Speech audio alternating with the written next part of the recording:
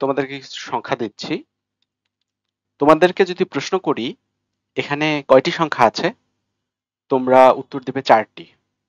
দ্বিতীয় সংখ্যাটির পরে একটি ইন্টার দিচ্ছি। কিবোর্ডের ইন্টারকে প্রোগ্রামিং এর ভাষায় নিউ লাইন বলা হয়। এবার যদি আবার প্রশ্ন করি এখানে কতটি সংখ্যা আছে, তোমরা পুনরায় বলবে এখানে 4টি সংখ্যা আছে। তোমরা এক একটি সংখ্যাকে আলাদা করছো, হয় তাদের মধ্যকার ফাঁকা জায়গা বা স্পেস, অথবা নিউ লাইনের উপর বেস করে। ঠিক একইভাবে আমরা যখন স্ক্যানার ক্লাস ব্যবহার করে ইনপুট গ্রহণ করি, স্ক্যানার ক্লাসও বাই ডিফল্ট ডেলিমিটার হিসাবে স্পেস অথবা নিউ লাইনকে কনসিডার করে। প্রমাণস্বরূপ আমি এখানে দুটি ইনপুট নিয়ে দেখাচ্ছি। ধরলাম একটি সংখ্যা হচ্ছে নাম্বার 1। যেহেতু ইন্টিজার সংখ্যাকে ইনপুট নিতে হবে, তাই আমি লিখব ইনপুট ডট নেক্সট ইন্টিজার। আমি তৃতীয় সংখ্যা ইনপুট নিতে চাইলে আমাকে একইভাবে লিখতে হবে integer number 2 equal input next integer. আমি যদি ইন্টেলিজে আইডিয়ার কোনো শর্টকাট প্রেস করে কোনো অ্যাকশন নেই, তাহলে যেন তোমরা বুঝতে পারো, এজন্যই আমি এই পপ আপটি ইনেবল করে রেখেছি। যেমন এখানে কন্ট্রোল এস প্রেস করার মাধ্যমে আমি ফাইলটি সেভ করছি। চলো আমরা সংখ্যা দুটিকে প্রিন্ট করি। system.out.println এই পুরো কথাটি না লিখতে চাইলে তোমরা ইন্টেলিজেতে SOUT শাউট এই কথাটি লিখতে পারো। লেখার সাথে সাথে এখানে তোমরা সাজেশন দেখতে পাচ্ছ। এবার তোমরা যদি ইন্টার বাটনে প্রেস করো তাহলে অটোমেটিক্যালি system.out.println ফাংশনটি ইনসার্ট হয়ে যাবে। এবার চলো আমরা নাম্বার 1 এবং নাম্বার 2 এখানে প্রিন্ট করি। নাম্বার 1 ইকুয়াল টু নাম্বার 1 এবং নাম্বার 2 ইকুয়াল টু নাম্বার 2। আমি যদি প্রোগ্রামটি রান করি, তোমরা দেখতে পাচ্ছ এখানে প্রোগ্রামটি ইউজার ইনপুটের জন্য ওয়েট করছে। আমি যদি 144 এবং 256 এভাবে ইনপুটটি দেই, আমি কপি করলাম, এখানে পেস্ট করলাম। এবার যদি ইন্টার প্রেস করি, তোমরা দেখতে পাচ্ছ প্রথম ইন্টিজার হিসেবে সে 144 কে নিয়েছে এবং দ্বিতীয় ইন্টিজার হিসেবে 256 কে নিয়েছে। পুনরায় আমি যদি স্পেসের পরিবর্তে নিউ লাইন ব্যবহার করি, যেমন আমি যদি বলি 256 ইন্টার, আমি নিউ লাইন দিচ্ছি। এবার দ্বিতীয় সংখ্যাটি যদি লিখি 789, তাহলে তোমরা দেখতে পাচ্ছ আমাদের নিউ লাইনকে জাভা ডেলিমিটার হিসাবে অ্যাকসেপ্ট করেছে।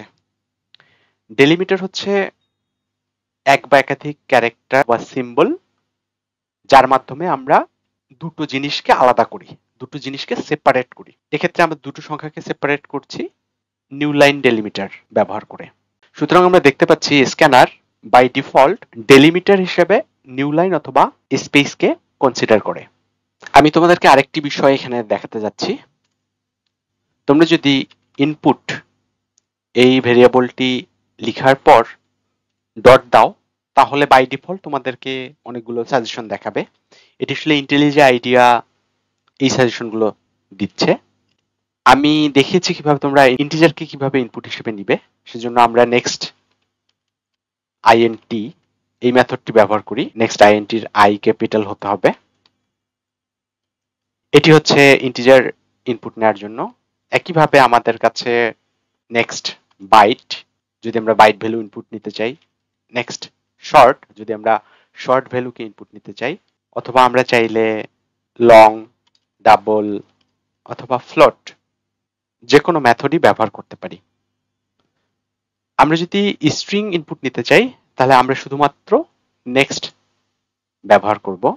জাভাতে স্ক্যানার ক্লাস ব্যবহার করে সরাসরি ক্যারেক্টার ইনপুট নেওয়ার কোনো ব্যবস্থা নেই, তবে আমরা চাইলে ছোট ছোট ট্রিক্স ব্যবহার করতে পারি। আমরা প্রথমে ইনপুটকে স্ট্রিং আকারে নিব, যেমন এটি হচ্ছে একটি স্ট্রিং ইনপুট। এরপর আমরা বলবো ক্যারেক্টার এট 0। যখন তোমরা এটি ব্যবহার করবে তখন আসলে এটি ক্যারেক্টার রিটার্ন করবে। আমরা চাইলে একটি ভেরিয়েবল এখানে দিয়ে দিতে পারি। আমি নাম দিলাম মাই ক্যারেক্টার। তোমরা যদি দেখতে চাও মাই ক্যারেক্টার ভ্যালু কত, আমরা যেটা করতে পারি, আমরা বলতে পারি মাই character equal to plus my character. এবার আমি প্রোগ্রামটি রান করছি। প্রথম দুটি ইন্টিজার সংখ্যা আমাদের ইনপুট দিতে হবে। 7, 5 দিলাম। আমি যদি এখানে আর এই ক্যারেক্টারটি ইনপুট দিয়ে ইন্টারে প্রেস করি, তাহলে তোমরা দেখতে পাচ্ছ এই ভেরিয়েবলে আর কে প্রপারলি ইনপুট হিসেবে নিতে পেরেছি। আমি আরেকটি বিষয় এখানে অ্যাড করছি। ধরো তোমরা যদি স্ট্রিং ইনপুট আকারে নিতে চাও, তোমরা দেখবে যে প্রিমিটিভ টাইপের মধ্যে স্ট্রিং বলে কোনো ডাটা টাইপ ছিল না। তবে জাভাতে স্ট্রিং ইনপুট নেওয়ার জন্য আমাদের একটি রেফারেন্স ক্লাস রয়েছে, সেটাকে বলা হয়েছে স্ট্রিং ক্লাস। আমি একটি স্ট্রিং অবজেক্ট ডিক্লেয়ার করছি। আমি নাম দিলাম মাই স্ট্রিং। আমাকে লিখতে হবে ইনপুট ডট নেক্সট। এবার আমরা মাই স্ট্রিং ভেরিয়েবলটিকে প্রিন্ট করে দেখি যে প্রপারলি ডাটা এন্ট্রি হচ্ছে কিনা। আমি প্রোগ্রামটি রান করালাম। আমাকে প্রথমে দুটি সংখ্যা ইনপুট দিতে হবে, ইন্টিজার সংখ্যা 5, 9। প্রথম দুটি সংখ্যা প্রিন্ট হলো। এবার আমাকে একটি ক্যারেক্টার এন্ট্রি দিতে হবে। এস কে ক্যারেক্টার হিসেবে ইনপুট নিতে যাচ্ছি। আমি ইন্টারে প্রেস করলাম। তোমরা দেখতে পাচ্ছ মাই ক্যারেক্টারের ভ্যালু হচ্ছে এস। স্ট্রিং আকারে ইনপুট দিলাম বাংলাদেশ। এবার আমি যদি ইন্টারে প্রেস করি, তোমরা দেখতে পাচ্ছ মাই স্ট্রিং ইকুয়াল টু বাংলাদেশ।